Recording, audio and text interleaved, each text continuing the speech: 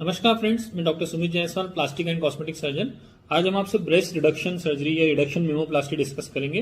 Reduction मेमोप्लास्टी means वो condition में की जाती है जिसमें कि ब्रेस्ट का साइज जरूरत से ज्यादा होता है और वो इतना ज्यादा होता है कि जो पेशेंट के लिए ट्रबल का कारण रहता है। मोस्ट कॉमन जो प्रॉब्लम होती है कि वो कॉस्मेटिकली अच्छा नहीं दिखता, मतलब बाहर से सोशली बड़ा साइज का ब्रेस्ट होता है तो पेशेंट में कॉन्फिडेंस की कमी रहती है और वो सोशली उसे अच्छा नहीं लगता है। लेकिन इसके अलावा भी बहुत सारी और भी दिक्कतें होती हैं, जैसे कि साइज बड़ा होने की वजह से शोल्डर में पेन होना, कंटिन्यूसली बैक में पेन हो सकता है उसकी वजह से। कई बार बड़ा साइज का ब्रेस्ट होता है तो जो lower part of the breast रहता है या जो फोल्ड रहता है वहां पर गीलापन रहता है, जिसकी वजह से रिकरेंट फंगल इन्फेक्शन हो सकता है, वहां पर निशान होते हैं और ब्रा के स्ट्रेप्स बन जाते हैं अधिक ब्रेस्ट का साइज होने की वजह से। कई लोगों की मैरिटल लाइफ भी इसकी वजह से अफेक्ट होती है क्योंकि वो ब्रेस्ट का अधिक साइज उसकी सुंदरता को कम करता है। तो हम लोग इसे बहुत आसानी से सर्जिकली कम कर सकते हैं।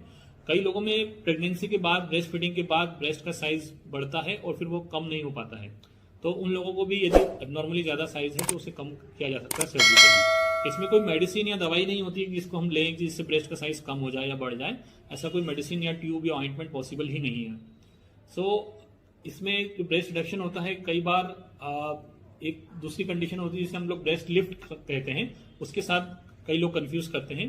ब्रेस्ट लिफ्ट मतलब वो प्रोसीजर होता है जिसमें हम लोग लूज ब्रेस्ट को करेक्ट करते हैं, मतलब उसमें ब्रेस्ट के साइज को कम करने का जरूरत नहीं रहता है, ब्रेस्ट को सिर्फ प्रॉपर शेप देना रहता है, उसे जो लूजनेस है उसे कम करना रहता है और उसे जैसा पहले शेप था पेशेंट का उसे अचीव किया जाता है।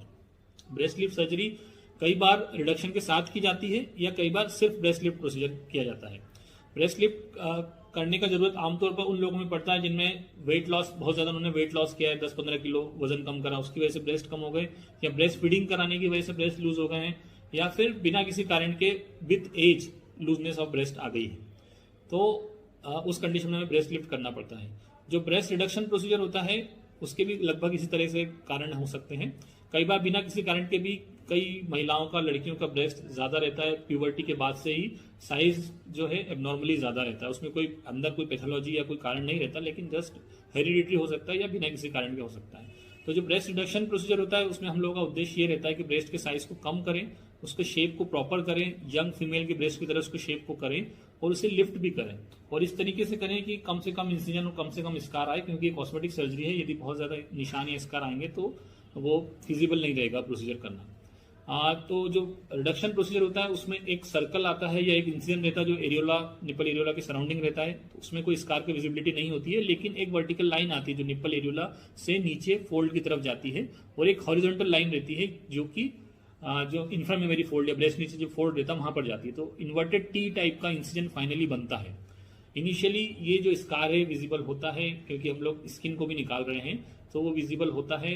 अगले कुछ महीनों में, हफ्तों में काफी कम हो जाता है, लेकिन फिर भी हल्की सी लाइन रह सकती है, स्पेशली जब अगर ब्रेस्ट को ऊपर करेंगे तो वो दिखता है। उसके लिए हम लोग एंटी स्कार ऑइंटमेंट और बाकी मेजर सारे फॉलो करते हैं कि स्कार कम से कम हो। जो ब्रेस्ट लिफ्ट प्रोसीजर होता है उसमें उसकी तुलना में कम स्कार रहता है, उसमें सिर्फ एक वर्टिकल लाइन आती है, वो भी डिपेंड करता है, यदि बहुत ज्यादा साइज बड़ा नहीं है तो सिर्फ पेरीएरियोलर अप्रोच से भी किया जा सकता है।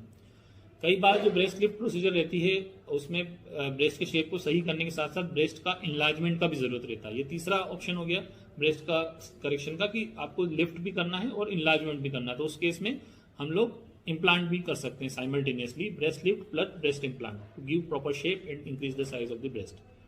ये जो हम लोग सर्जिकल वीडियो आपको दिखाएंगे या हमारे दूसरे वीडियो भी हैं, उसमें कई सारी प्रोसीजर हमने बताई है जिसमें ब्रेस्ट लिफ्ट सिर्फ है या ब्रेस्ट लिफ्ट प्लस इम्प्लांट है या फिर ब्रेस्ट रिडक्शन प्रोसीजर है। तो पेशेंट की रिक्वायरमेंट और उसका ब्रेस्ट के साइज के हिसाब से हम लोग डिसाइड करते हैं हमें क्या करना है। जो कॉस्ट रहता है ब्रेस्ट रिडक्शन का रफली डिपेंड कितना होगा, तो उसका कॉस्ट डिपेंड करता है हम किस शहर में प्रोसीजर कर रहे हैं, ब्रेस्ट का साइज में कितना रिडक्शन की जरूरत है। रफली जो रेंज स्टार्ट होती है 60-65,000 से लेकर 75 to 80,000 रहती है। ब्रेस्ट लिफ्ट प्रोसीजर की कॉस्ट भी लगभग इसी रेंज में होती है, 55 to 60,000 से लेकर 70 to 75,000। यदि साथ में इम्प्लांट कर रहे हैं तो इम्प्लांट का कॉस्ट उसमें ऐड होता है। जो ब्रेस्ट का जो भी प्रोसीजर रहता है लिफ्ट या रिडक्शन का, इसमें आमतौर पर 1.5 से 2 घंटे का समय लगता है, उसमें 1 डे हॉस्पिटल स्टे लगता है, कई बार हम लोग सेम डे पेशेंट को भी डिस्चार्ज कर देते हैं, और उसका ड्रेसिंग रहती है जो 4 to 5 डेज तक रहती है। उस पार्ट को गीला नहीं करना रहता है, पानी नहीं लगाना रहता है फॉर नेक्स्ट 7 डेज। जो सूचर्स रहते हैं आमतौर पर अपने आप घुलने वाले रहते हैं, जो कि अगले 2 से 3 हफ्ते में आप घुल जाते हैं। यदि हम लोग नॉन डिजोल्वेबल सूचर लगा रहे हैं तो उसे 14 दिन में कटवाना पड़ता है। जो मेडिसिन रहती है वो आपको लेना पड़ता है लगभग 7 days to 8 days तक। उसके बाद उसको प्रॉपर सपोर्ट देके रखना रहता है ताकि स्पोर्ट्स ब्रा से, ताकि उसमें लूजनेस ना है और जो टांकों हैं उस पर जोर ना पड़े, तो उसको स्पोर्ट्स ब्रा से सपोर्ट रखना पड़ता है और ऊपर से अपना नॉर्मली कपड़े पहन सकते हैं। लगभग आप सारी एक्टिविटीज अपनी नेक्स्ट डे से सर्जरी के अगले दिन से अपने सब कुछ काम कर सकते हैं, उसमें कोई आराम करने की या छुट्टी लेने का जरूरत नहीं पड़ता है।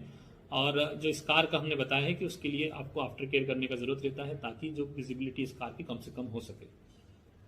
इसके अलावा एक और क्वेश्चन रहता है कि जो रिडक्शन करने के बाद फिर से तो नहीं बढ़ जाएगा, तो अगर कोई पैथोलॉजी नहीं है, कोई बीमारी नहीं है जिसकी वजह से हो रहा है, तो फिर से होने का कोई कारण नहीं रहता है।